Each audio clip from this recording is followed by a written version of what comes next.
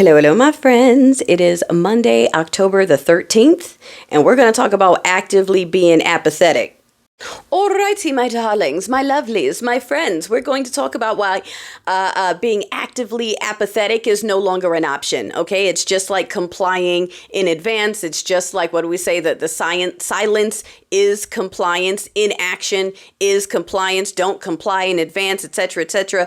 This is another thing, okay? Choosing apathy, choosing to stick one's head in the sand and just see if they can ride it out, choosing to opt out of the information because it's just too much to think about it, and I'm pretty sure it'll clear itself out. Someone else will save me. I've got bigger fish to fry than what's happening. And that's how you know they're really not paying attention. Yeah, those people are a problem. They're a problem. And we're going to start talking about it a little more because they are just as dangerous as the folks that are cheering for this, okay? Someone trying to keep their head down and avoid the bumpy parts is going to tattle and tell. You understand what I'm saying? So let's get ahead of it, right? They're dangling their favorite edge bait, right? They're going to invoke this. They're going to declare that. We've already talked about how that's numerically impossible for them to actually occupy the country with boots. Worst case scenarios, if they did that, is they're going to do what they're doing now and send boots into blue cities where people are minding their business and dancing in costumes because they really need to solidify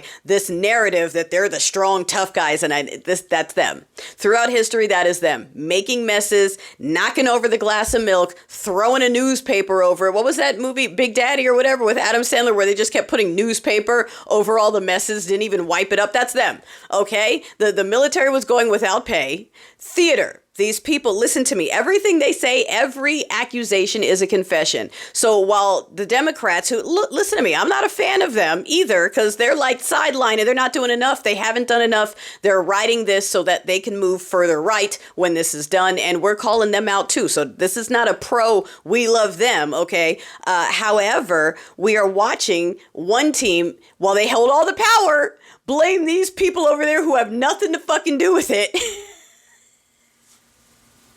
Sorry, it's like not funny. It's not funny that they whined and cried and complained and did whatever they did to get into those seats. Now they're doing whatever they can to stay in those seats. They're telling you, we're going to do whatever we can to make sure that he's still around for the next one. We're doing whatever we can to make sure that we don't lose in the future. And folks are still going, let's have a conversation. Is it legal for them to break the law? Is it constitutional for them to be unconstitutional? Let's have a discussion and let's wait for someone else to save us. Like, look, if they weren't coming for us, we would have already taken care of this. The people who know what it's like when those folks are in control know how bad it's going to get. Like, we want to go outside, but we can't. We're like, come on, do the thing. Do the thing. You got to do it. You got to do it because you're not safe either. They're coming for you too.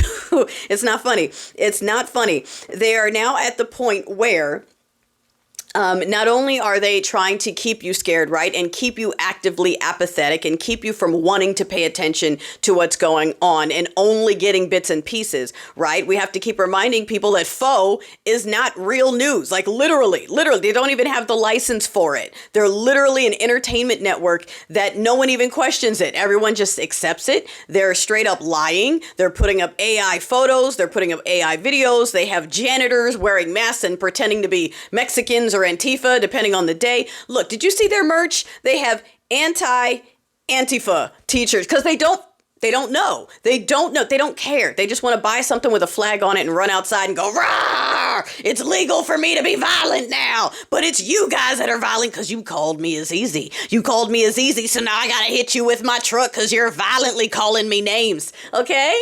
All right? Again, they want you to be apathetic. They want...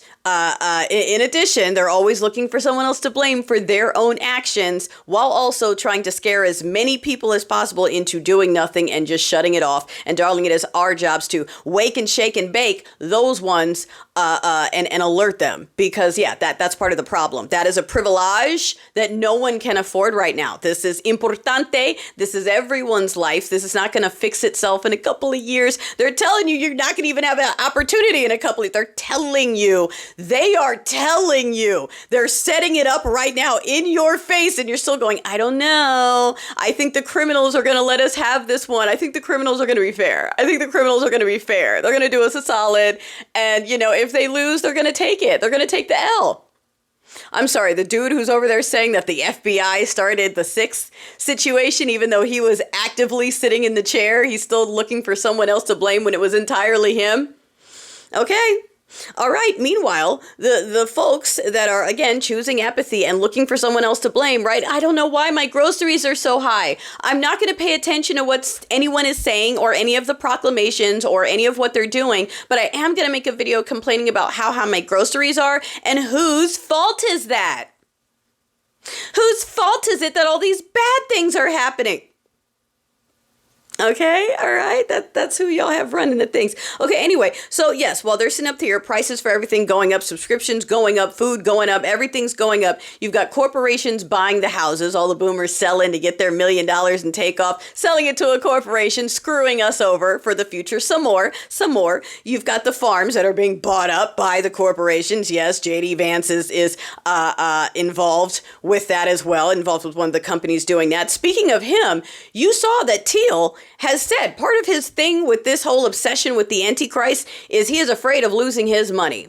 And that's all of them, because they have nothing to offer. None of these billionaires that poor people on benefits and people making $30K a year seem to worship so much, $30K a year, none of them can do anything for themselves. They can't wipe their own ass, they can't cook their own food, they can't tie their own shoes, and they couldn't live on $40K. They couldn't live on $100K, and they are scared shitless of not having more money than they could even spend, to the point where they are now investing in convincing you to bring about the Antichrist, because that's going to help them protect their money. All right? Like, are you not getting this yet? These people could end world hunger, homelessness, all of these things. Instead, what are they doing? They've convinced you to hate other people so they get more. We're watching the biggest wealth transfer happen right in front of our faces, and the brokest Americans possible are the ones cheering the loudest for it, because, hey, at least they get to be cruel. At least they get to yell slurs. At least they get to threaten people. That is their culture. At least they get to proudly defend diddlery. It's now officially part of their faith and their party. That's just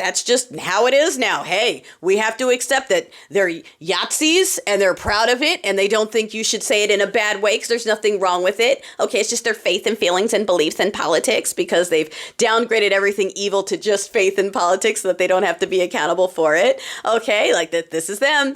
This is their culture. Like I said, you saw Congress withhold pay from the military just so Stinky Pants could come out and grandiosely announce that he is going to make sure that they get paid. Theater. Meanwhile, anytime the Dems open their mouth, and again, like I said, I'm not a huge fan of Team Blue. I'm just saying they instantly go, theater. You guys are the ones doing everything. You guys are the ones stopping us. Like, they have no power. Team Red could do everything they want to do right now. In fact, that's what they're doing. They're holding everything shut so they can do what they want to do, while pointing over at the other side and saying, yeah, the guys with no power, it's their reason. In fact, they're the ones who want this because they want that huge rally this weekend. And then so that's why they're scared. They're scared of their own people having a rally in costumes. And so they're holding the government shut because of that. It's definitely not because we're purging things and it's part of the plan that we outlined, that Stinky Pants has already admitted multiple times to being a part of and knowing about and activating. But anyway, it's interesting to me that we are all these paid people, right? Like millions. You saw the last party. Millions of people across the world. We were all paid. Meanwhile, how many of them show up?